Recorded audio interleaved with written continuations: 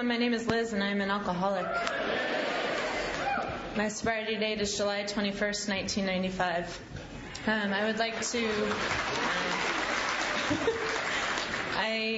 would like to thank the committee for asking me to come and join you. This is actually a roundup that I've always wanted to attend and have never had the opportunity, so I'm super excited to be here. Thank you so much. And thank you to Mary and Christine, too, for taking such good care of me since I've been here.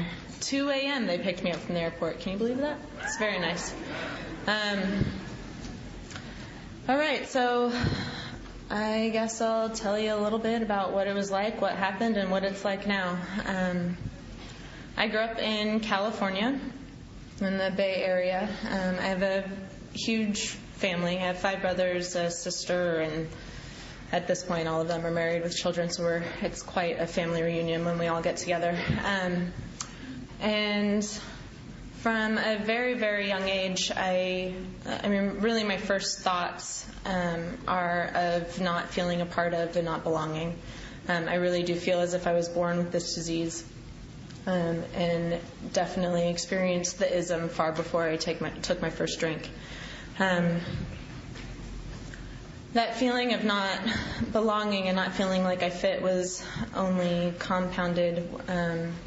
My family, I love them dearly, and through the last 15 years of my sober journey, what we look like as a family has changed quite a bit. But one of my earlier recollections is of my parents having a conversation about how having me in the home at 7 years old was too much for their marriage and too much strain on our family, and they openly discussed finding an apartment for me to live in with nannies to take care of me.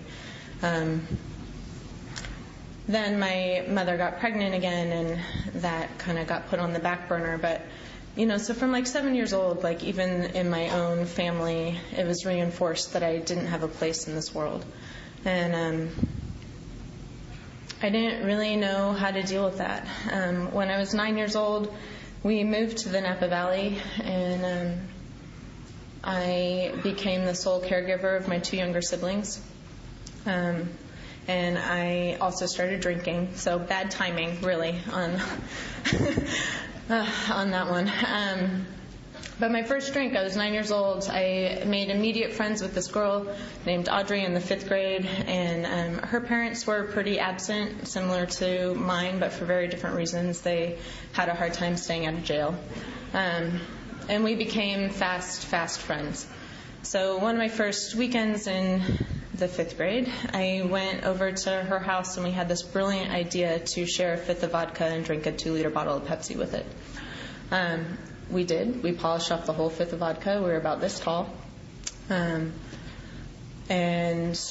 I don't really remember what happened that night. I remember at one point I took off all my clothes and was running around her house. I remember vomiting all over their brown shag carpeting. We had been eating a ton of candy, like Red Hots, and it was all pink for some reason, so I puked up pink all over their shag carpeting, and it was still there, like when I went to rehab 6 years later.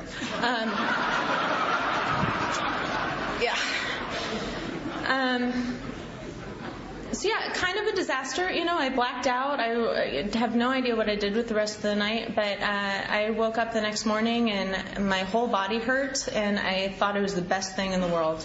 I couldn't wait to do it again. And from that point forward, I drank as much as I could, as often as I could. And in California, I don't know what it's like here, but they sell hard alcohol in grocery stores, so it was actually fairly easy to come by. Nobody expects a 9-year-old's going to be pocketing 5ths of hard alcohol. So it was fairly easy to drink on a regular basis. Smoking was the same way. I've never done anything slow.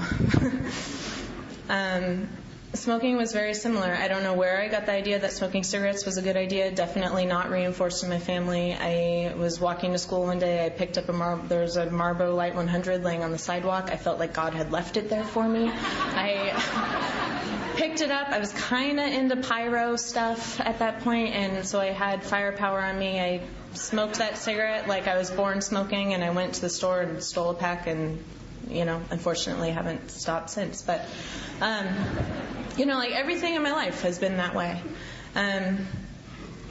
So my drinking progressed pretty normally, I suppose. Not really so much for a 9-year-old, but as alcoholism goes, it was, fast and furious. When I was 11 years old, I had to have major surgery, and I was in a wheelchair for a year. I have a bone disorder, and they had to do some things to try to fix my body so I could keep walking. Walking's good. I like that. So I was in a wheelchair for a year, and with that came an unlimited prescription of Vicodin. And I discovered that Vicodin worked a lot better when you washed it down with vodka. So that was my life for about a year. I drank away the physical pain. I drank away the emotional pain. I did not want to feel. I couldn't stand to be in my own skin. I had a really hard time talking to people and interacting with anyone. I just felt lost and alone, And when I got out of that wheelchair, there was no stopping me. I promptly began running away from home. I started getting arrested when I was 12 a lot. That was kind of the first warning sign to my parents. It's really important to them they really wanted to have this perfect household. We moved into a white Victorian house with a white picket fence, and we had cats and a dog, and my mom's a teacher, and my dad works with law enforcement, and they really wanted the American dream, the perfect American family, and I was not having any of it. So I got arrested for the first time when I was 12.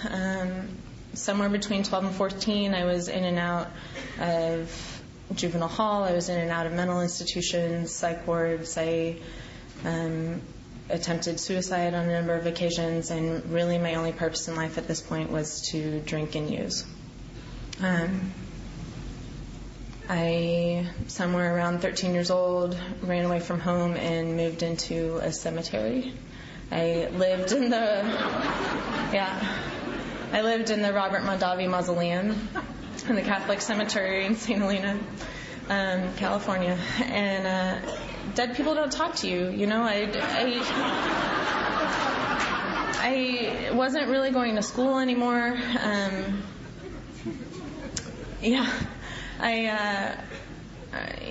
I couldn't show up for life. I didn't know how to do that.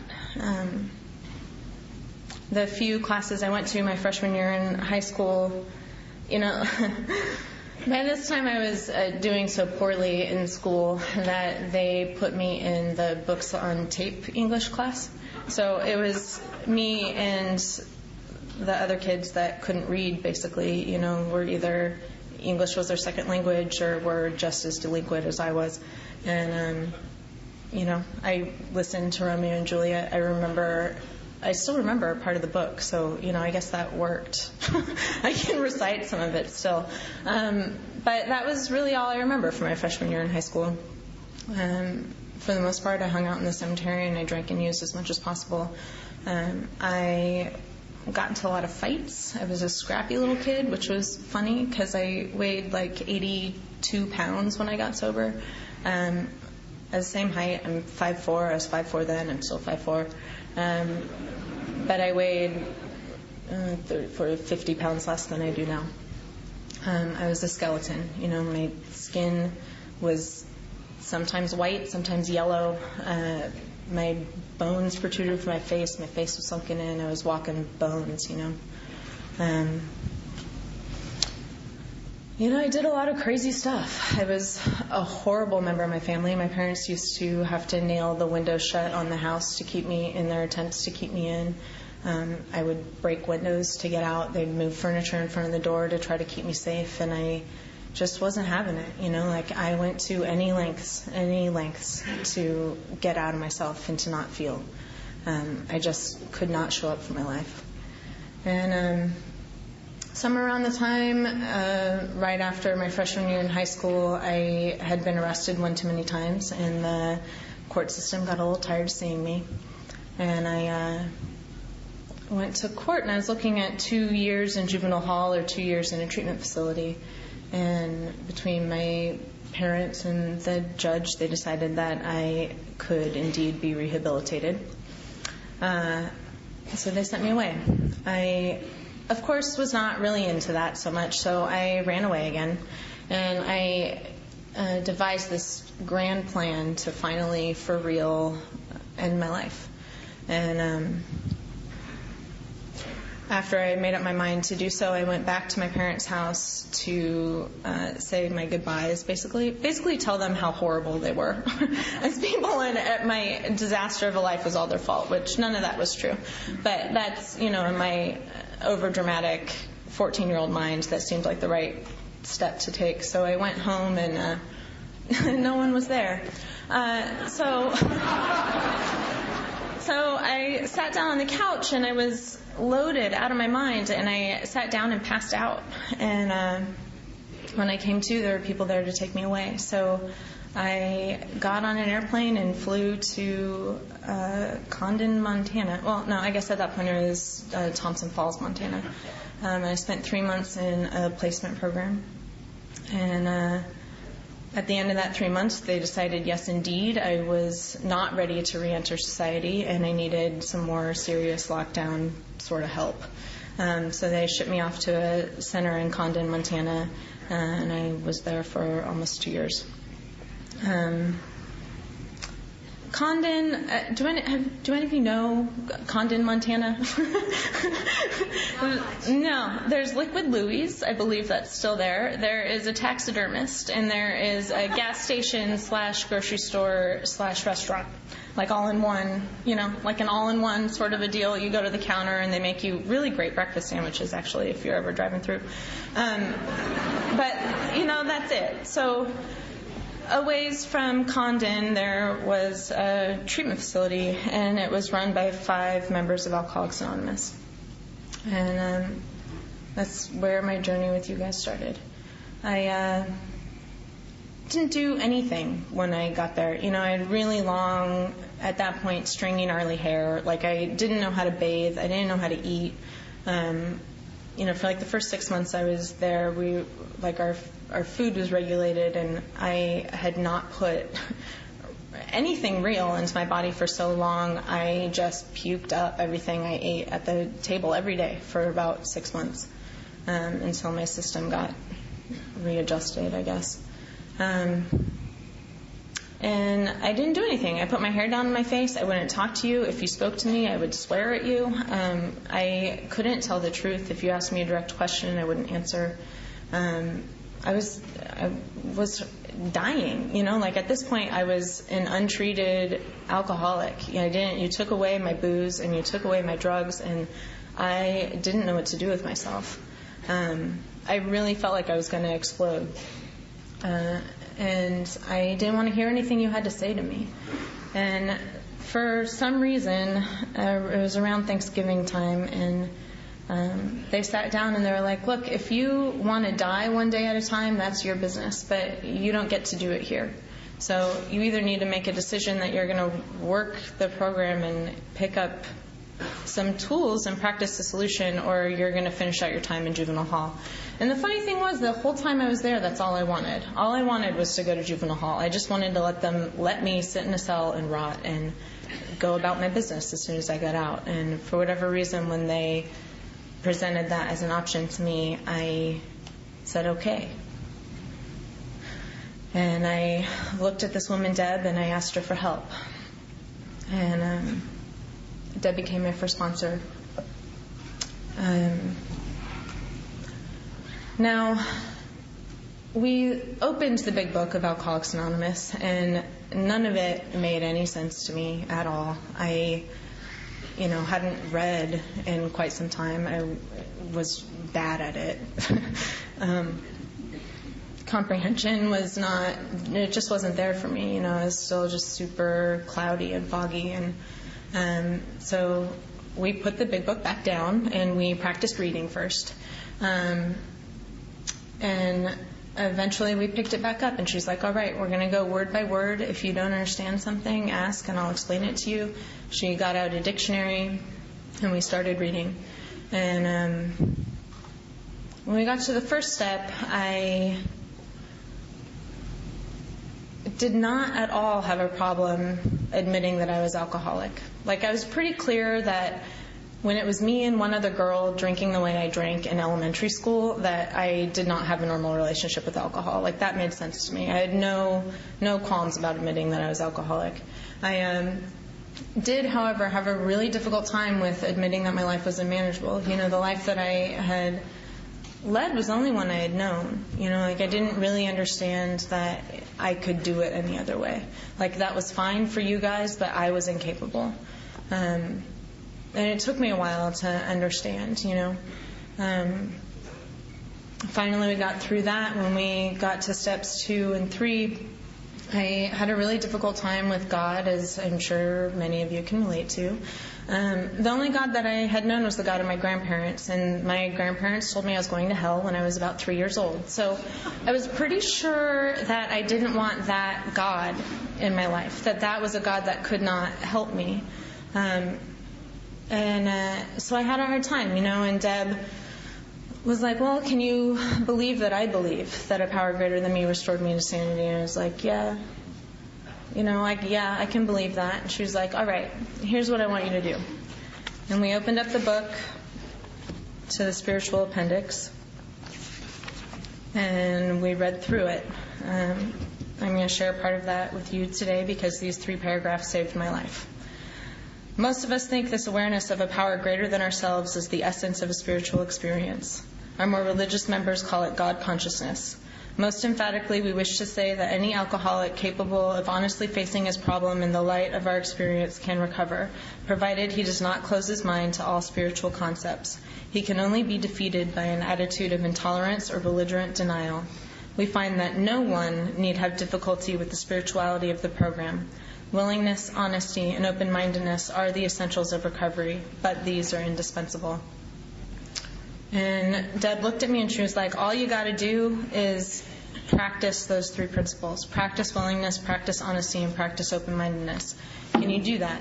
At this point I was still lying. You asked me what color the sky was, I would tell you green. Like, I couldn't tell the truth.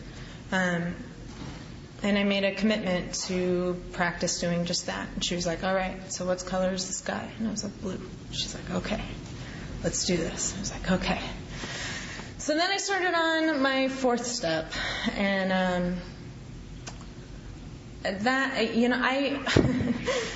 my first 4th step was over 300 type pages.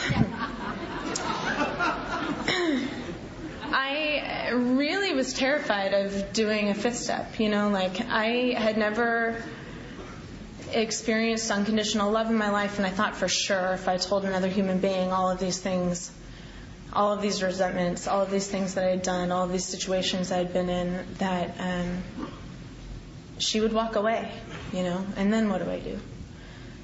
So I just kept writing. I wrote and I wrote and I wrote and I wrote and I wrote, and I finally had nothing else to write, and I was like, all right, I guess we'll do this 5th step. So 2 months later, when we finally finished the 5th step,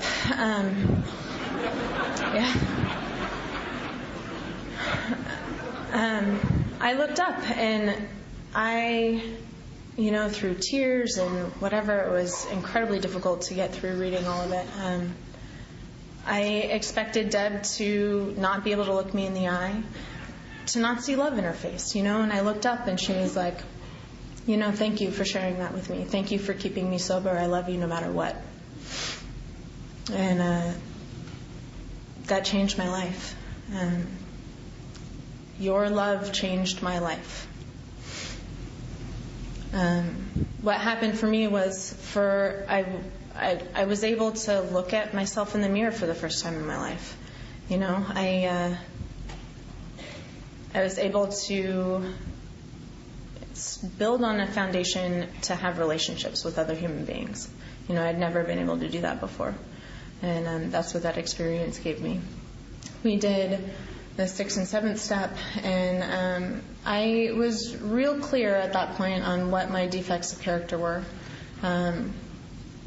And Deb gave me another gift. What she had me do, in addition to listing out my defects and becoming willing to have God remove those, was she also had me come up with a list of assets.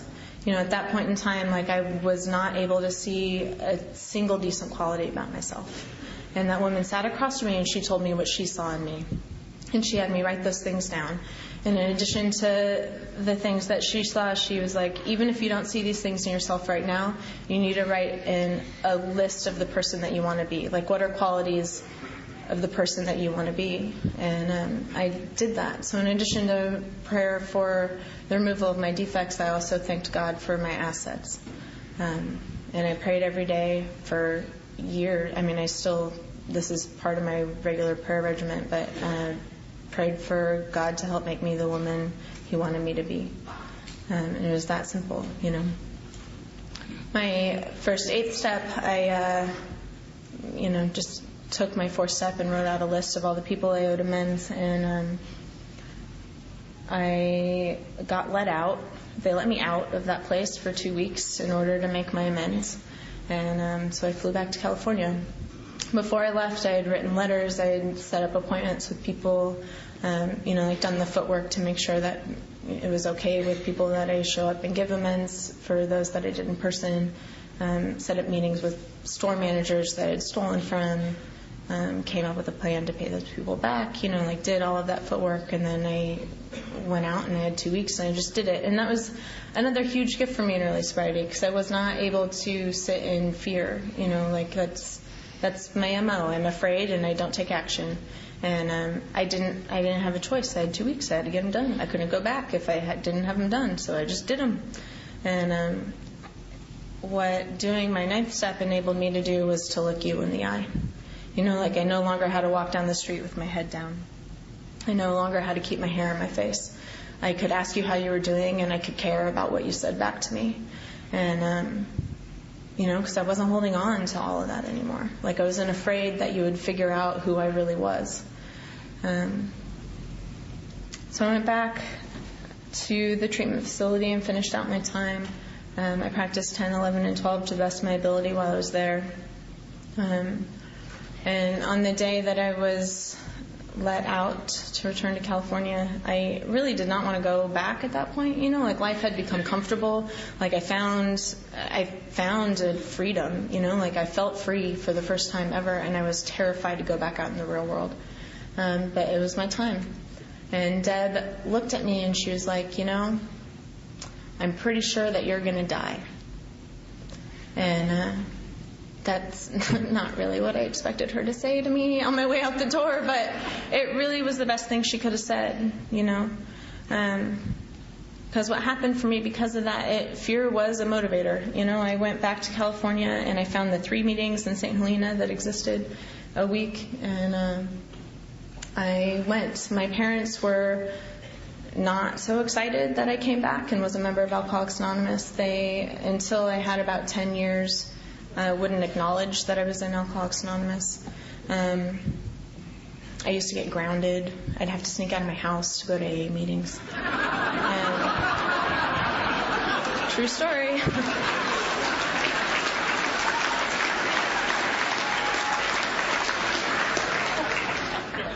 But Deb told me I had to go to any lengths or I was going to die, and that's what I did. I went to any lengths, I went to meetings that, people weren't so stoked that I was there. I was 16 years old at that point, and almost everybody in the room was 50 years old or older. I got a lot of oh, aren't you so cute, you little alcoholic? And I got a lot of, I spilt more than you drank, a lot of that kind of stuff. And luckily, between the fear that Deb motivated in me and my resentment at the people who said things like that to me, I showed up every meeting, every week, Another amazing thing happened for me there. I got a sponsor. I raised my hand for commitments. Eventually, they gave me one. And this woman, Valerie, went to an area assembly, and at that area assembly they were talking about needing younger members of Alcoholics Anonymous to take meetings into youth treatment centers.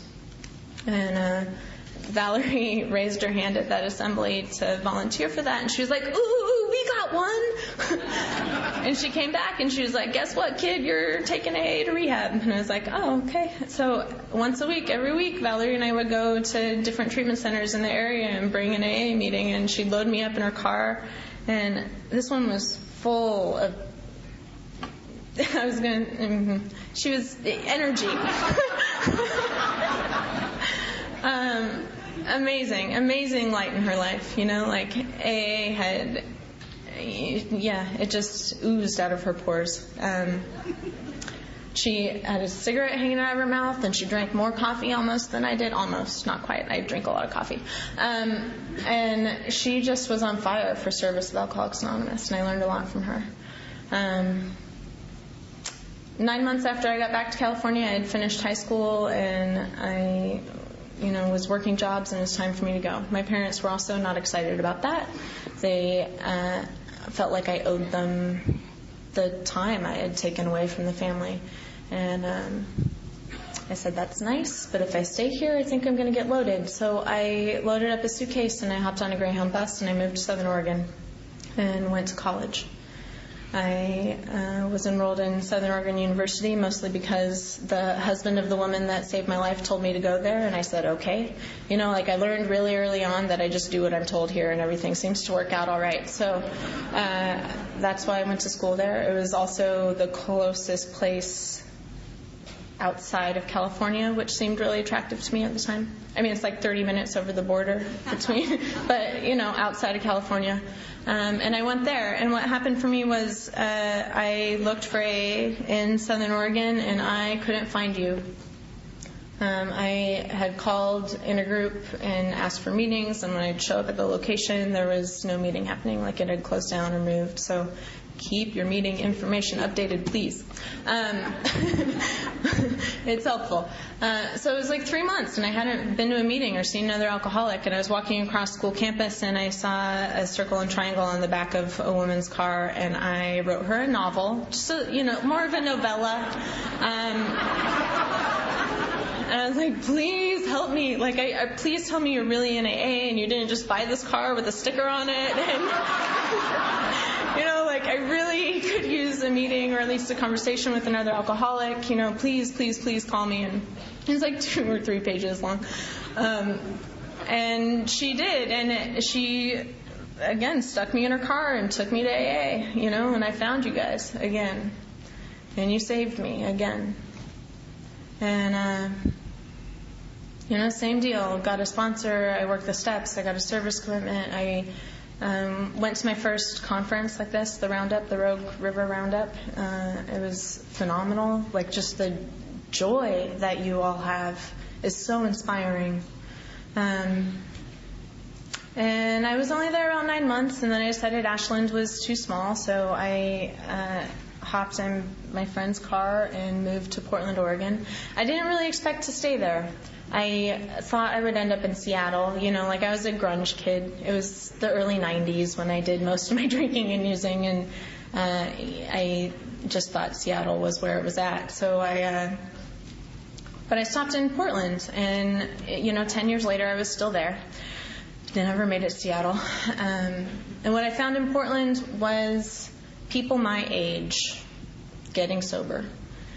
I didn't know that people my age got sober. I kind of thought I was the only one, And I remember walking into the basement of the Portland Delano Club, and there were probably 150 alcoholics in there who were all between the ages of 15 and 25. And I finally felt like I was home, Like you loved me, you made me feel safe, and now I was finally home. And I heard about this thing called Icky Paw. Yeah. I had no idea what what they were talking about. And to be real, the young people terrified me. Like I was stoked that they were there, but I realized that I had absolutely no tools to build relationships with any of them. Like I never had peer friends, ever. And so I had to learn how to do that. And you held my hand through it. My sponsor, at the time, I was voicing all of these resentments to her about young people, like I got hit on in meetings, rude, don't do that.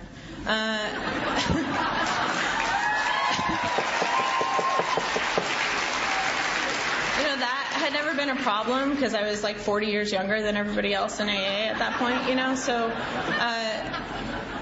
I didn't know what to do with it. And my sponsor was like, well, you have two choices. You can either check out or you can jump in the middle of it and create the fellowship you crave. So what's it going to be? And I was like, well, when you put it that way, fine. So I joined the Ikipa bid committee and made some of the closest friends I have ever had, Ikipa taught me how to balance a checkbook. They taught me how to negotiate contracts. They taught me how to fight with my friends and still be friends after. That like a disagreement doesn't mean that I never talk to you again. It's just a disagreement. It's cool. We're all human. We can have different opinions and ideas and still love each other anyway. I learned a lot going through that process. I love something else. There was a period in my life, like my late teens and most of my life, I've really enjoyed traveling. I've traveled a lot. When I was 17, I made my first trip to Russia, and I fell in love, hopelessly in love with the country of Russia. Don't ask me why. I didn't even want to go in the first place. I just kind of ended up there, and when I woke up in the morning, I realized I was in love with the place. And so when I was 20, I was like, why not move there? Someone suggested it to me. I'd been whining about it and not taking any action for a long time about how I wanted to get back and spend some time. And they're like, then go, do it. Like you're sober, go live your life. I was like, oh, okay. So I did. I picked up at 20 years old and I moved to Vladimir, Russia. And I had saved up $3,000 whole dollars, which seemed like so much money to me, and it actually lasted me 14 months. So what I did when I was there, again, I was in another situation where I couldn't find you. I went to Russia with my big book, this one right here, and some speaker tapes and some copies of The Grapevine and God. And 3 or 4 months in, which is about my tolerance, I've discovered, I felt like I was losing my mind, and I found this place that was found a meeting that was calling themselves Alcoholics Anonymous. However, there were no steps, there were no traditions, there was no AA literature.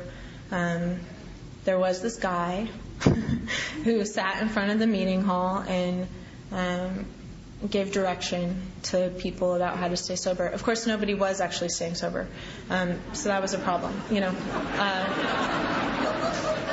He invited guests. One of the night that I was there was a doctor who was then selling pills at the meeting. And the thought was if you took these pills and you drank, you would die instantly. So that was her speech. That was her, gift to the room. This will sober you up. But 2 of the guys who were there came up to me after the meeting. They were like, where are you from? You're not Russian, clearly. And I was like, oh, America. And they were like, oh, and had questions about that. And they're like, what's AA like, And in my broken Russian, I hardly spoke any at this point, tried to explain it to them, and finally the 3 of us decided to just start a meeting. So we went to Moscow, we got on the train, we went to Moscow, and we visited Konstantin at the GSO in Moscow, and bought a bunch of big books and 12 and 12s, and sat down with my English big book on one side and a Russian big book on the other, and I took these 2 guys through the 12 steps of Alcoholics Anonymous. And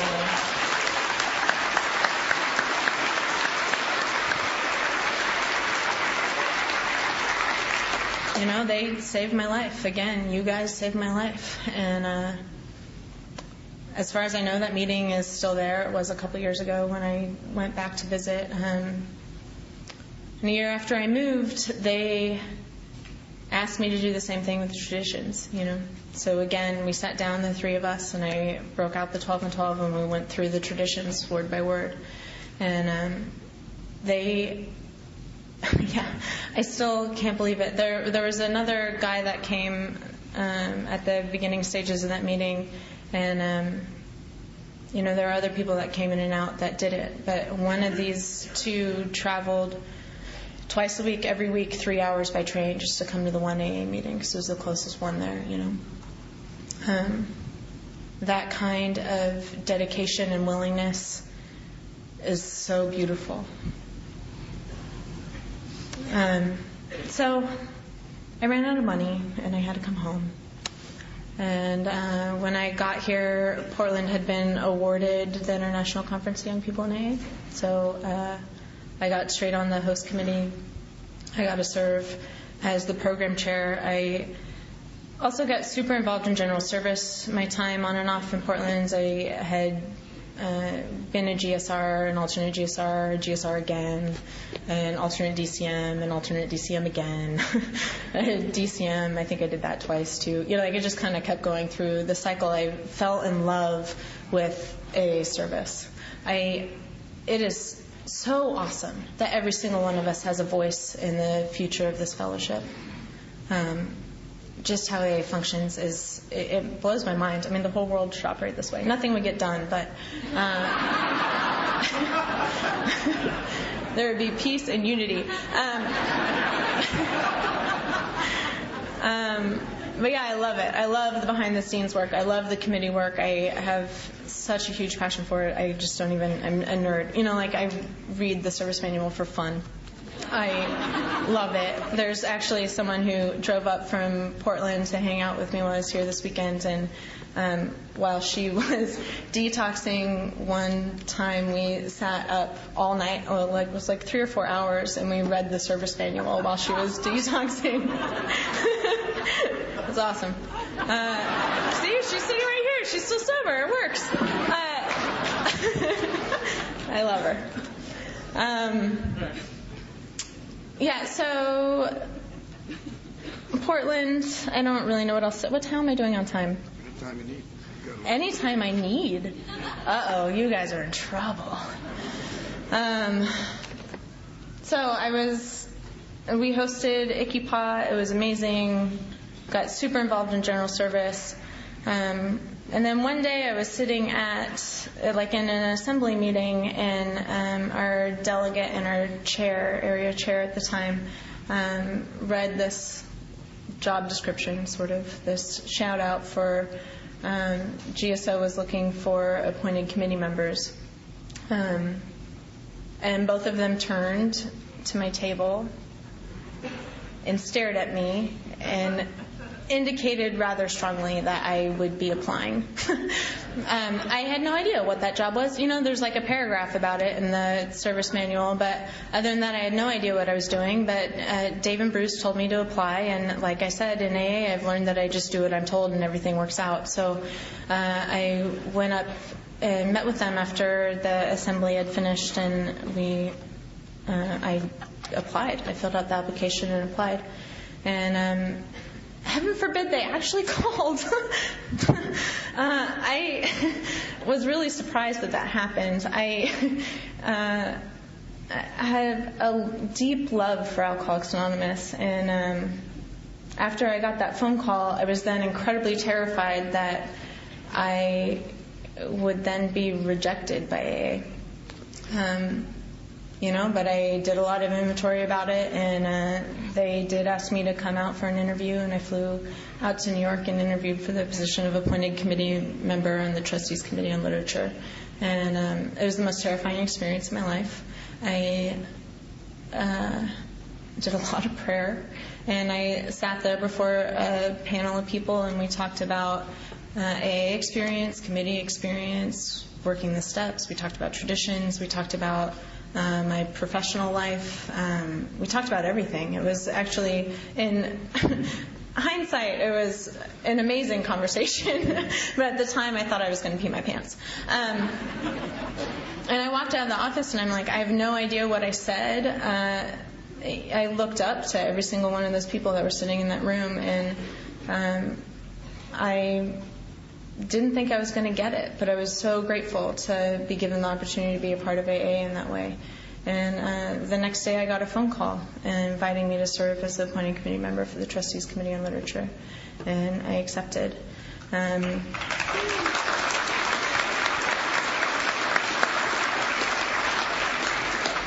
It was super amazing 4 years.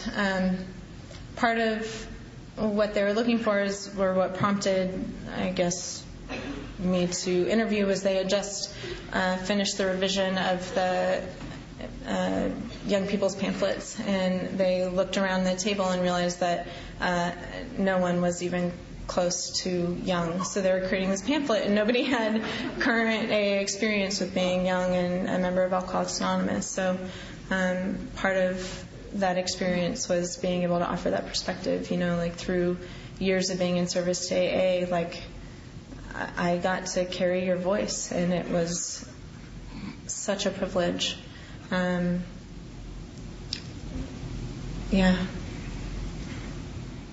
love that our trusted servants have and the dedication that is there to carry your voice is, there's nothing like it in the world, Somewhere in there, I had invited my mother to come with me to New York on a couple of occasions, and she had said no. And my second year serving, she agreed, which, as I mentioned, was, I just never thought she would go. I'd been over 10 years, and neither one of my parents could acknowledge that I was a member of Alcoholics Anonymous. And my mother flew across the country, and she came to board weekend with me. She sat at dinner. We sat at the table with Greg, who's the Sunday morning speaker and an amazing human being.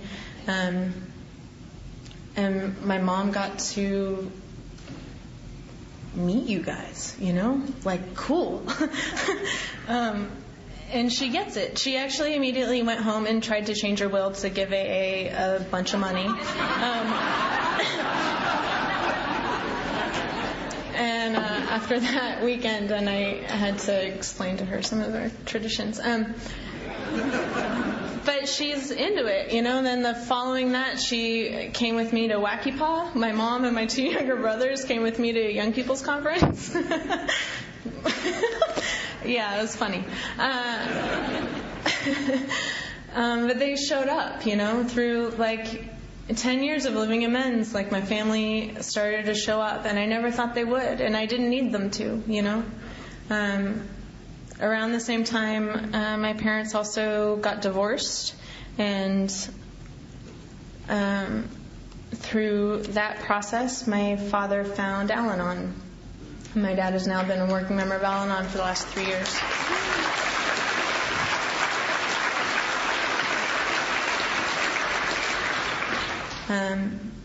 I have my family. They're crazy, an example. This is actually one of the more powerful experiences I've had in Alcoholics Anonymous, and making amends to my mother, but a living amends to my mother. But one time before this, it was actually one of my last few months in Portland. She came to visit me, and we went out for lunch, and we were sitting at a table in the really nice restaurant overlooking the city of Portland, and my mom looked at me and she said, we were having a conversation about alcoholism, basically, and I was like, I don't think we should talk about this. We've tried to talk about this in the past, and it hasn't gone over so well. And she kept asking questions, and I was answering her, and at the end of that conversation, she looked at me and she said, I should have let you die an alcoholic death. And I got up from that table, and I walked away, and I told my mom that I loved her, and I would see her later, and I needed to go to an AA meeting. And I went to an AA meeting, and somewhere in that day, I found forgiveness for my mother. I was able to go home and hold my mom and love her anyway. I realized that the relationships in my life have absolutely nothing to do with them. It's all about me. Like, what kind of daughter do I want to be today, and how do I show up for that? Like, you guys have taught me how to show up, how to be the kind of employee I want to be, how to be the kind of AA member I want to be, how to be the kind of sponsor I want to be, how to be the kind of employer I want to be. I have employees today. That's weird. And like, you taught me how to forgive my mom and just show up and be the kind of daughter, Also through that experience, my mother was diagnosed with cancer, and through working the 12 steps and being emotionally available and present in my family, I got to go take care of my mom as she recovered from surgery, It was not easy. It was not pleasant. I was fairly certain if that had happened, a few years before, I probably would have drank through the process, but I showed up and I went to AA, and I was able to hold my mom's hand and show up for her through that, I've had so many gifts like that in my life. My brothers, making amends to my brothers was huge. I threw my younger brothers downstairs. I put cigarettes out on them. I hit them. I called them names. I kicked them. I let my friends abuse them. I didn't stand up for them in any way, shape, or form. And it took the brother right below me in age about 3 years before I could hug him without him flinching. I'm going to my brother's graduation in 2 months from college, my brother's call today. They want me to be a part of their life, and that's not because of me. That's because of you and God. I also have had the opportunity to participate in a career that it blows my mind. I get paid to drink coffee. It's awesome. It's awesome. I moved to New York, which is a place that I've always wanted to live because of that career. I just kind of kept making coffee, and then one day they asked me to be in charge of stuff, and I was like, really? Are you sure about that? I'm just making coffee here. And they're like, no, will you manage this? And then I managed a cafe for a little while, and then a year later the owner of the company came to me and he was like, so will you be the general manager of our company? And I was like, okay, I don't think I'm qualified, but if you want me to, I'll show up. And, fast forward 5 years and I'm moving across the country. I've opened from scratch 5 cafes, and I'm moving across the country to expand our business to New York City. And all of that is from you, from just showing up. And doing the next right thing, and doing my best to practice these principles in all my affairs. I do not do it perfectly. I make mistakes all the time. I still will sit on resentments, even though I know there's an easier, softer way. I know I can sit down and do a 10th step and pray for that resentment to be removed, and yet it feels so good to hold on to them sometimes, I still can participate in justified anger. I'm still terribly afraid of most things. This is one of the most terrifying things I think I do on, for some reason, a somewhat regular basis, and I thank you for that, the ability to show up and walk through fear only brings me closer to God and keeps me sober. And with that, I'm going to close. Thank you so much for having me here. It was an honor to share this with you.